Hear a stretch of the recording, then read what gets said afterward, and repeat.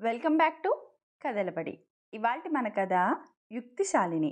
ఒకానొక ఊరిలో ఒక పేద దంపతులకి ఒక కొడుకు కూతురు ఉండేవారు. తండ్రి కూలీ నాలి చేసుకునేవాడు. ఇల్లాలు ధాన్యం దంపులకు పోయి చారడి గింజలు చేత పట్టుకుని వచ్చేది. కుర్రవాడు అడవిలో ఉడుములు వేటాడి తెచ్చి ఊళ్ళో అమ్ముకునేవాడు. ఆడపిల్ల ఇంట్లోనే ఉండి ముగ్గురు తెచ్చినవి పొదుపు చేస్తూనే ఉండేది. కుటుంబంలో అందరిలోనూ ఆడపిల్ల తెలివైనది, చురుకైనది, ఉపాయం ఎరిగినదిను.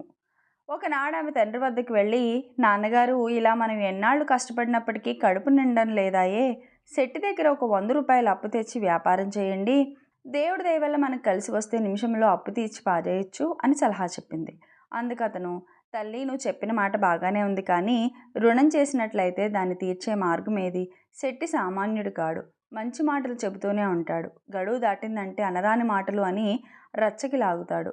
ఆ కర్కోటకుడితో మనం బాధలు పడలేము, అయినా అప్పు చేసుకుని పప్పు కూడు తినడం ఏమాత్రం మంచిది అన్నాడు. ఆ మాటకు ఆ అమ్మాయి, నాయనా మీరేం భయపడద్దు, నెల వాయిదాకు ఒక 100 రూపాయలు శెట్టి వద్ద తీసుకువచ్చి ఆ సొమ్ముతో పట్నం పోయి సరుకులు పట్టుకురండి, ఈలోపు ఏం జరిగినా నేను చూసుకుంటానని ధైర్యం చెప్పింది.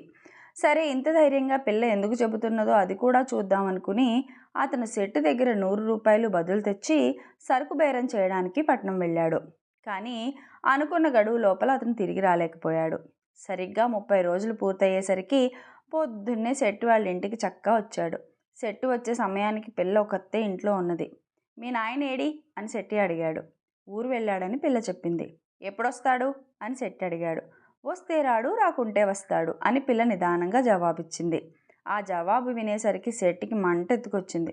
సరే, మీ అమ్మ ఏది అని కోపంగా అడిగాడు. మా అమ్మ గడ్లింటికి వడ్లు దంచడానికి పోయింది అని ఆ పిల్ల నిలకడగా చెప్పింది. ఆ మాట శెట్టికి అసలు ఏమీ అర్థం కాలేదు. ఆమె తనని వేళాకోళం చేస్తుందనుకున్నాడు. సరే, మీ అన్నయ్య ఏమైనాడు అని శెట్టి కోపంగా అరిచాడు. అందుకు పిల్ల నవ్వుతూ, మా అన్న కాళ్ళు లేని గుర్రం ఎక్కి వెంట్రుక లేని ప్రాణాన్ని వేటాడడానికి వెళ్ళాడండి అన్నది. శెట్టికి ఈ మారు కోపం ఆగలేదు. ఈ పేదవాళ్ళకి ఇంత పొగరా అని అనుకుంటూ వెంటనే రాజుగారి దగ్గరికి వెళ్ళి ఫిర్యాదు చేశాడు. రాజుగారు ఆ పిల్లని పిలిపించి విచారణ చేశారు.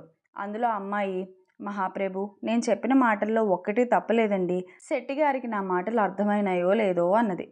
మరైతే నువ్వు చెప్పిన జవాబులకి అర్థమేమిటో విప్పి చెప్పు అన్నారు రాజుగారు అప్పుడు ఆ పిల్లతోటి.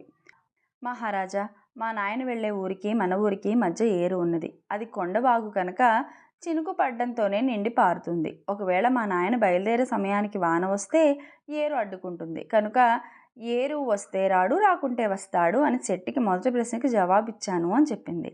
తర్వాత గడ్లిల్లేమిటి, ఒడ్లు దంచడం ఏమిటి అని రాజుగారు అడిగారు. దానికి గడ్లవారనే ఇంటి పేరుతో ధనవంతులున్నారండి, అక్కడికి మా అమ్మ ఒడ్లు దంచడానికి వెళ్ళింది అని చెప్పాను. ఆ మాట అర్థం చేసుకోలేకపోయారు శెట్టిగారు అన్నది. ఆ పిమ్మటి రాజుగారు, కాళ్ళు లేని గుర్రం ఉంటుందా ఏమిటా మాట అని అడిగారు.